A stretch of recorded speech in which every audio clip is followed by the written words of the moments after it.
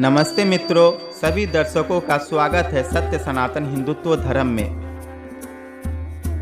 पूजा पाठ, जप, ध्यान, अनुष्ठान आदि जो भी क्रियाएं की जाती है, उनका मूल उद्देश्य परमात्मा के प्रति अपनी निष्ठा को गहरा करना होता है। ज्यों-ज्यों निष्ठा गहरी होती जाती है, त्यों-त्यों परमात्मा के प्रति प्रेम भाव बढ़ता जाता है। यही प्रेम भाव धीरे धीरे परिपक्व होकर भक्ति का रूप धारण कर लेता है। इस प्रकार उपासना का मूल तात्पर्य ईश्वर के प्रति प्रेम का विकास करना ही है। परमात्मा के प्रति विकसित प्रेम जब अपनी चरम अवधि में पहुंचता है, तब वह केवल परमात्मा तक ही सीमित नहीं रहता, वह विश्व रूप में परमात्मा तक फैल जाता है।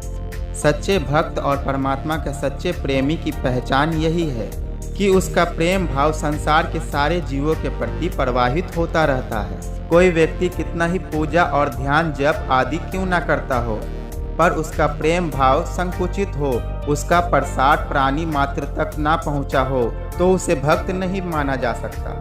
भगवान का भक्त परमात्मा को प्रेम करने वाला अपनी आत्मा और समाज के नैतिक नियमों को भी प्यार करता है।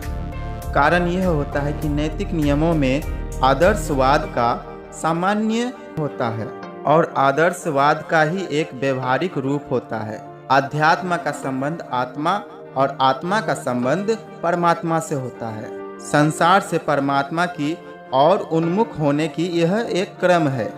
भगवान का भक्त इस पावन क्रम से विमुख नहीं हो सकता। जो परमात्मा को प्रेम करेगा, वह इससे संबंधित इस क्रम में भी प्रेम भाव रखेगा।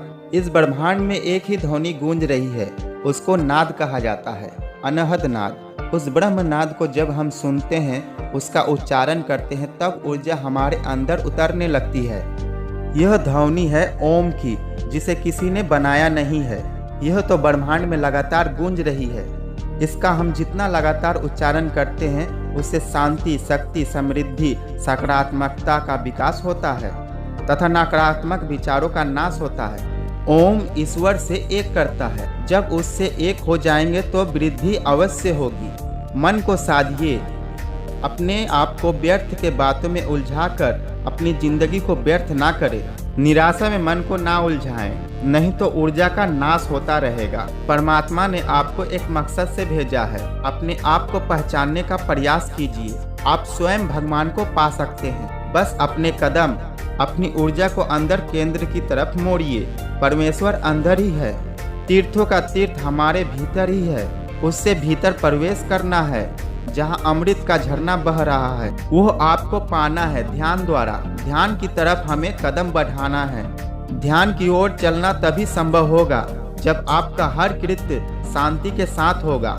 एक साधक की पहचान शांति से होती है, तो शांति सूचक है आपकी आंतरिक दशा की। जब आप बाहर से उलझना बंद कर देंगे, तब आपके व्यक्तित्व में निखार आता है। जीवन के हर क्षण में जीवंत रहना सीख लीजिए। इससे जो धारा सूख गई है, वह प्रवाहित होने लगेगी। परमात्मा की अनुभूति होने लग जाती है। ध्यान की क्रियाओं का कर्म बनाकर यदि लगातार अभ्यास करेंगे, तो जब आप नेत्र बंद करके बैठेंगे तो शांति आनी शुरू हो जाएगी। ओम की ध्वनि सहज रूप से सुनाई देने लग जाएगी। यही परम अवस्था है। तीर्थों पर भ्रमण करने से, ग्रंथ पोथिया के पाठ और विचार से मोह माया के भ्रम दूर नहीं होता। असली महिमा ग्रंथ पोथियों का पाठ करने वालों या तीर्थों पर भ्रमण करने वालों की नहीं है। अगर महिमा है तो केवल परमात्मा की।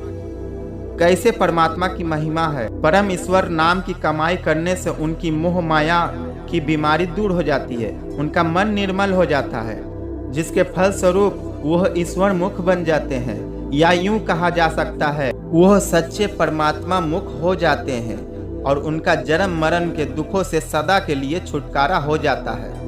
आपको यह वीडियो कैसी लगी, कृपया कमेंट में बताएं और लाइक सब्सक्राइब अवश्य करें। धन्यवाद।